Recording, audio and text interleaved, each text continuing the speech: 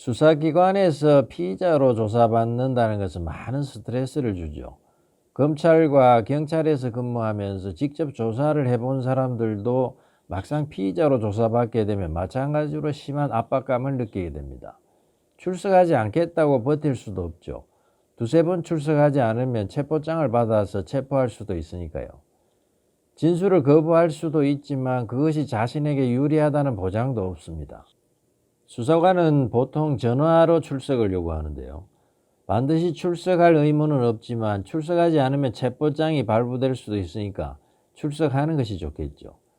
출석했어도 진술을 거부할 수도 있고 조사받다가 마음이 바뀌면 언제든지 중단하고 나올 수도 있습니다. 이렇게 한다고 해서 법률적인 불이익을 받는 것은 아니지만 수사관도 사람인지라 사실상 불이익을 받을 가능성이 없다고 할 수는 없겠죠. 신중하게 행동할 필요가 있습니다. 갑자기 체포되어서 조사를 받게 되면 당황해서 알고 있는 사실을 제대로 말하지 못하고 수사관의 조사에 끌려다닐 가능성이 큰데요. 이럴 때는 잠시 시간을 벌기 위해서 진술 거부권을 행사할 필요가 있습니다.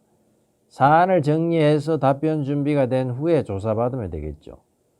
수사기관에 출석해서 조사를 받는 중에 변호사와 상의할 필요가 있는 상황이 발생한 경우에도 조사를 중단하고 나오는 것이 좋습니다. 변호사와 상의한 후에 조사받으면 되니까요. 진술 거부권은 필요한 경우에 일시적으로 활용하는 것이 좋습니다. 경찰에서는 담당 경찰관이 조사하고 검찰에서는 검사가 직접 조사하기도 하고 검사가 지켜보는 가운데 수사관이 조사하기도 하는데요. 수사관이 질문하고 피의자가 답변하는 방식으로 진행됩니다. 수사관이 질문과 답변을 정리해서 조서를 작성하는데요. 조서가 어떻게 작성되는지가 아주 중요하기 때문에 신경을 많이 써야 됩니다.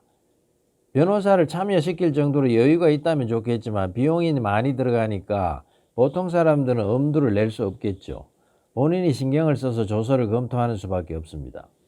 다만 피의자가 정상적인 의사표현이 어려운 경우에는 변호사 아닌 사람도 조사에 참석할 수 있는데요. 원칙적으로 수사관의 동의를 받아야 됩니다.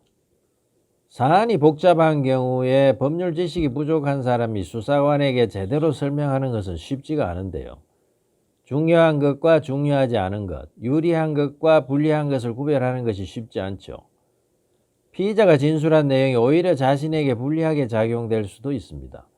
그러니까 사안이 복잡한 경우에는 미리 진술서를 작성해서 가는 것이 좋은데요. 변호사나 경험 있는 주변 사람에게 도움을 받아서 작성하면 됩니다. 이렇게 하면 기억을 되살려서 사건을 정리해 볼 수도 있고 필요한 자료를 찾아볼 수도 있는 장점이 있습니다. 수사관도 진술서를 보면서 조사할 수 있으니까 좋아할 겁니다. 수사관이 조서를 가지고 장난치는 것도 예방할 수 있겠죠.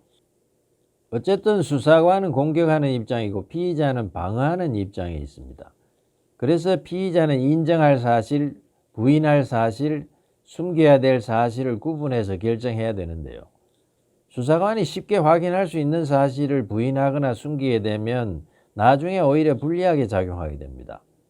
거짓말하거나 숨긴 사실이 밝혀지면 피의자의 진술 전체의 신뢰가 무너지게 될 테니까요. 방어선을 칠 때는 자신이 그 방어선을 지킬 수 있는지를 고민해야 됩니다.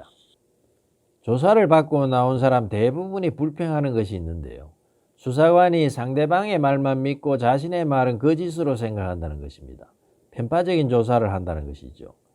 그러나 이것은 수사관의 조사 방식을 모르는 데서 오는 오해인 경우가 많습니다. 수사관은 고소인의 진술을 가지고 피의자의 진술을 공격하는데요. 피의자의 진술을 믿을 수 있는지 확인하는 조사 방식입니다. 마찬가지로 고소인을 조사할 때는 피의자의 진술을 가지고 공격하는 것이죠. 물론 청탁을 받고 편파적인 수사를 하는 경우도 있겠죠. 하지만 대부분 조사 방식을 잘 모르는 데서 오는 오해인 경우가 많습니다. 조사가 끝나면 서명 날인하기 전에 반드시 조서를 읽어봐야 됩니다. 수사관이 알아서 잘 작성했겠지 하고 대충 보고 나왔다가 나중에 후회하는 경우가 적지 않으니까요. 말을 정리해서 조서에 적어 넣는다는 것이 쉽지 않은데요. 그래서 표현 하나하나를 따져서 내가 말한 취지에서 벗어나지 않았는지 확인해야 되겠죠. 이 조서는 나중에 법정에서 중요한 증거 자료가 되니까요. 요즘에는 피의자를 조사하는 과정을 영상으로 녹화하는 경우가 증가하고 있죠. 수사관이 영상 녹화를 할 때는 미리 피의자에게 알려야 되는데요. 피의자의 동의를 받을 필요는 없습니다. 피의자에게 미리 알려주지 않고 영상 녹화를 한 경우에는 증거로 사용할 수 없게 되죠. 그리고 수사 개시부터 종료까지의 전 과정을 녹화해야 되고, 영상 녹화가 완료되면 수사관은 피의자가 보는 앞에서 원본을 봉인하고 피의자가 기명 날인이나 서명을 하게 됩니다. 피의자는 영상 녹화를 재생해서 확인할 권리가 있죠. 구속된 피의자가 검찰청에 출석하지 않겠다고 해서 종종 문제가 되는데요. 피의자를 검찰청까지 강제로 데려올 수는 있지만 어차피 진술을 거부할 수 있기 때문에 의미는 없겠죠. 피의자가 아닌 사람을 수사기관에서는 참고인이라고 하는데요. 고소인이나 증인을 말합니다. 참고인은 수사기관에 출석하거나 진술할 의무가 없는데요. 반드시 필요한 증인인 경우에는 법원에 증인신문을 청구할 수 있습니다. 참고인에게는 진술 거부권이 없는데요. 참고인은 조사 중에 언제든지 돌아갈 수 있기 때문에 진술 거부권을 인정할 필요가 없는 것이죠.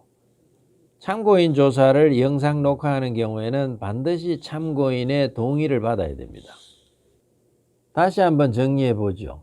피의자나 참고인으로 조사를 받을 때 미리 진술서를 작성해서 수사관에게 제출하고 조사를 받는 것이 좋습니다. 정리가 되지 않은 상태에서 갑자기 조사를 받게 된 경우에는 시간을 벌기 위해서 진술 거부권을 행사할 필요가 있겠죠.